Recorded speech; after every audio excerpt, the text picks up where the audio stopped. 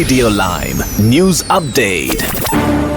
നമസ്കാരം, lime news അപ്ഡേറ്റ്സിലേക്ക് സ്വാഗതം. വാർത്തകളുമായി ഞാൻ നിപിൻ. പേടിച്ചത് തന്നെ സംഭവിച്ചു. മലയാളികൾ ഇനി UK സ്വപ്നം കാണേണ്ടതില്ല. കുടിയേറ്റം കുറയ്ക്കുന്നതിനുള്ള കർശന മാർഗനിർദ്ദേശവുമായിട്ട് പുതിയ കുടിയേറ്റ നയം പ്രധാനമന്ത്രി കെയർ സ്റ്റാർമർ പുറത്തിറക്കി. കുടിയേറ്റം കുറയ്ക്കുന്നതിനുള്ള കർശന നിർദ്ദേശങ്ങൾ സർക്കാർ പുറത്തിറക്കുന്ന ധവളപത്രത്തിൽ ഉണ്ടാകുമെന്ന സൂചനകൾ നേരത്തെ പ്രവചിക്കപ്പെട്ടിരുന്നു. എന്നാൽ ഇത്ര കഠിനമായ നിർദ്ദേശങ്ങളുമായി സർക്കാർ രംഗത്തു വരുമെന്ന് പ്രതീക്ഷിക്കപ്പെട്ടിരുന്നില്ല. ഇനി മുതൽ ഇംഗ്ലീഷ് ഭാഷാ പഠനത്തിനായുള്ള ടെസ്റ്റുകൾ കൂടുതൽ കർശനമാക്കുവാനുള്ള നിർദ്ദേശങ്ങളും ധവളപത്രത്തിൽ ഉണ്ടാകും. ഏറ്റവും പ്രധാനമായും മലയാളികളെ ബാധിക്കുന്ന കാര്യം മറ്റ് രാജ്യങ്ങളിൽ നിന്നുള്ള കെയർ വർക്കർമാരുടെ എണ്ണം കുറയ്ക്കുവാനുള്ള നിർദ്ദേശമാണ്. UK ജോലി ചെയ്യുന്ന തൊഴിലാളികൾക്ക് മുൻഗണന നൽകുന്നതിനുള്ള വിശാലമായ ശ്രമത്തിന്റെ ഭാഗമായി കെയർ മേഖലയിലേക്ക് പുറത്തുനിന്നുള്ള റിക്രൂട്ട്മെന്റ് നിരോധിക്കുന്ന സ്ഥിതിവിശേഷമാണ് ഉടലെടുത്തിരിക്കുന്നത്. നേരത്തെ കെയർ മേഖലയിൽ ജോലി ചെയ്യുന്ന ജീവനക്കാർക്ക് ഡിപ്പെൻഡന്റ് വിസയിൽ കുടുംബാംഗങ്ങളെ കൂടെ കൊണ്ടുപോകാമായിരുന്നു. എന്നാൽ കുടിയേറ്റം കുറയ്ക്കുന്നതിന്റെ ഭാഗമായി കെയർ വിസകളിൽ എത്തുന്നവർക്ക് ഡിപ്പെൻഡന്റ് വിസ അനുവദിക്കുന്ന നയം സർക്കാർ നേരത്തെ നിർത്തലാക്കിയിരുന്നു. കഴിഞ്ഞ 15 വർഷത്തിനിടയിൽ ശമ്പളത്തിൽ സംഭവിച്ച ഏകദേശം 25% വിടവ് നികത്തുവാൻ ഉചിതമായ ശമ്പള പരിഷ്കരണം വേണമെന്ന് RCN ആവശ്യപ്പെട്ടു. നിലവിൽ വാഗ്ദാനം ചെയ്തിരിക്കുന്ന 2.8% ശമ്പള വർധനവ് പൂർണ്ണമായി അസ്വീകാര്യമാണെന്ന നിലപാടാണ് യൂണിയനുള്ളത്. മെച്ചപ്പെട്ട ശമ്പളം ലഭിച്ചില്ലെങ്കിൽ വീണ്ടും പണിമുടക്കിന്റെ പാത തിരഞ്ഞെടുക്കുമെന്നാണ് RCN നിലപാട്.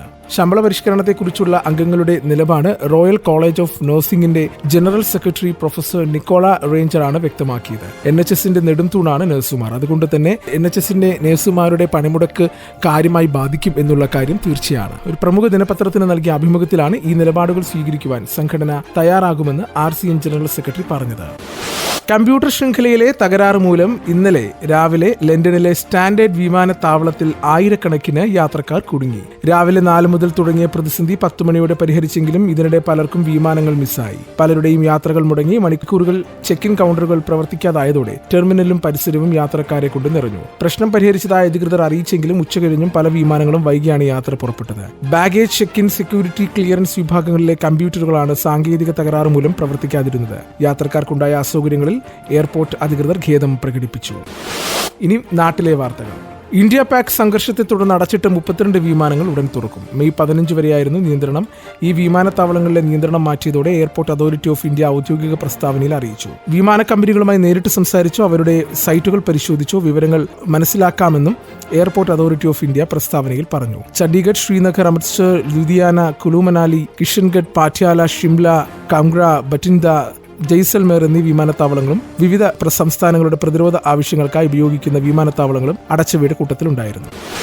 ചില്ലറയ്ക്ക് വേണ്ടി KSRTC ബസ്സിൽ കണ്ടക്ടറും യാത്രക്കാരും തമ്മിലടിക്കുന്ന കാഴ്ച വൈകാതെ ഇല്ലാതാവും. QR കോഡ് സ്കാൻ ചെയ്ത് ഡിജിറ്റലായി ടിക്കറ്റ് ചാർജ് അടയ്ക്കുവാനുള്ള സംവിധാനം പകുതിയോളം KSRTC ബസ്സുകളിൽ വിജയകരമായി നടപ്പാക്കിയതോടെ കൂടുതൽ ബസ്സുകളിൽ വ്യാപിപ്പിക്കുവാനൊരുങ്ങുകയാണ് KSRTC അധികൃതർ. നടപ്പിലാക്കിയ ബസ്സുകളിൽ കാര്യമായ പ്രശ്നങ്ങളില്ലാത്തതിനാൽ സംഭവം വിജയകരമാണെന്ന വിലയിരുത്തലാണ് തുടർ നടപടികളുമായി മുന്നോട്ടു പോകുവാനുള്ള കാരണം. ചലോ ആപ്പ് വഴിയാണ് ഓൺലൈനായി പണമടയ്ക്കുവാനും മറ്റുള്ള സൗകര്യങ്ങളും നടപ്പിലാക്കുന്നത്. നിലവിൽ ടിക്കറ്റ് എടുക്കുവാൻ മാത്രമാണ് സാധിക്കുന്നതെങ്കിലും ഭാവിയിൽ നിരവധി സൗകര്യങ്ങളാണ് ഈ ആപ്പ് വഴി ഒരുക്കുന്നത്.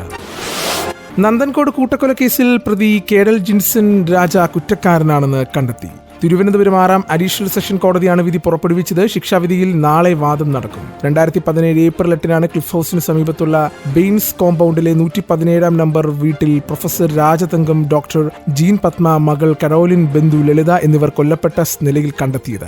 കേഡൽ ജിൻസൺ രാജ മാതാപിതാക്കളെയും സഹോദരിയെയും ബന്ധുവിനെയും അതിദാരുണമായി കൊലപ്പെടുത്തിയെന്നാണ് കേസ്. തന്നെ നിരന്തരം അവഗണിച്ച പിതാവിനെ കൊലപ്പെടുത്തുവാനാണ് ആദ്യം പദ്ധതിയിട്ടതെന്നും പിന്നീട് മറ്റുള്ളവരെയും കൊലപ്പെടുത്തേണ്ടി വന്നതെന്നുമാണ് പോലീസ് കണ്ടെത്തിയത്. ജീനിന്റെയും കരോലിന്റെയും മൃതദേഹങ്ങൾ പൂർണ്ണമായും കത്തിയമർന്നിരുന്നു. ഇനി കായിക വാർത്തകൾ. 11ാം ഏകദിന സെഞ്ചുറിയുമായി സ്മൃതി മന്ദാന മിന്നിത്തിളങ്ങിയപ്പോൾ ത്രിരാഷ്ട്ര വനിതാ ഏകദിന ടൂർണമെന്റ് കിരീടം ഇന്ത്യയ്ക്ക്.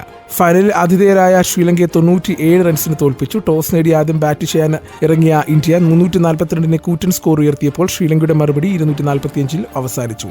സെപ്റ്റംബറിൽ വനിതാ ഏകദിന ലോകകപ്പിനൊരുങ്ങുന്ന ഇന്ത്യൻ ടീമിന്റെ ആത്മവിശ്വാസം ഉയർത്തുന്നതാണ് ഈ വിജയം. ഇന്ത്യ പാകിസ്ഥാൻ സംഘർഷത്തിന് വെടിനിർത്തലോടെ അയവ് വന്നതിനാൽ IPL മത്സരങ്ങൾ ആരംഭിക്കുവാനുള്ള നീക്കങ്ങൾ തുടങ്ങി BCCI. താരങ്ങളെല്ലാം ചൊവ്വാഴ്ചയ്ക്കകം ടീമിനൊപ്പം ചേരണമെന്ന് BCCI ഫ്രാഞ്ചൈസികൾക്ക് നൽകിയിരിക്കുന്ന നിർദ്ദേശം. പുറത്തുവരുന്ന വിവരങ്ങൾ അനുസരിച്ച് മെയ് 15-16 തീയതികളിൽ IPL മത്സരങ്ങൾ ആരംഭിച്ചേക്കാം. പുതുക്കിയ മത്സരക്രമങ്ങൾ വൈകാതെ തന്നെ പ്രഖ്യാപിക്കും. ഇന്ത്യൻ ക്രിക്കറ്റിലെ ഒരു യുഗം കൂടി അവസാനിക്കുകയാണ്. ഒരു പതിറ്റാണ്ടിലധികമായി ഇന്ത്യൻ ക്രിക്കറ്റ് ടീമിന്റെ നെടുന്തൂണായ സൂപ്പർ താരം വിരാട് കോഹ്ലി ടെസ്റ്റ് ക്രിക്കറ്റിൽ നിന്നും വിരമിക്കൽ പ്രഖ്യാപിച്ചു. ഏതാനും ദിവസങ്ങളായി ഇതുമായി ബന്ധപ്പെട്ട് പ്രചരിക്കുന്ന അഭ്യൂഹങ്ങൾ ശരിവെച്ചാണ് കോഹ്ലിയുടെ വിരമിക്കൽ പ്രഖ്യാപനം. കഴിഞ്ഞ 2020 ലോകകപ്പ് നേട്ടത്തോടെ 2020 ക്രിക്കറ്റിനോട് വിട പറഞ്ഞ 37 വയസ്സുകാരനായ വിരാട് കോഹ്ലിയെ ഇനി രാജ്യാന്തര ക്രിക്കറ്റിൽ കാണാനാകുക ഏകദിന ക്രിക്കറ്റിൽ മാത്രം. BCCI ഉന്നതർ ഉൾപ്പെടെ ഇടപെട്ടിട്ടും തീരുമാനത്തിൽ ഉറച്ചുനിന്നാണ് ടെസ്റ്റിൽ നിന്നും കോഹ്ലി വിരമിക്കൽ പ്രഖ്യാപിച്ചത്. ഇന്നത്തെ പൗണ്ട് വിനിമയ നിരക്ക് 111.81 രൂപ. ഇതോടുകൂടി വാർത്തകൾ കഴിഞ്ഞു. കൂടുതൽ വാർത്തകൾ അടുത്ത ബുള്ളറ്റിൻ.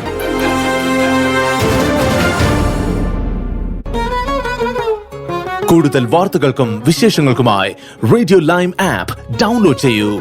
പ്ലേ സ്റ്റോറിൽ നിന്നും ആപ്പ് സ്റ്റോറിൽ നിന്നും. Radio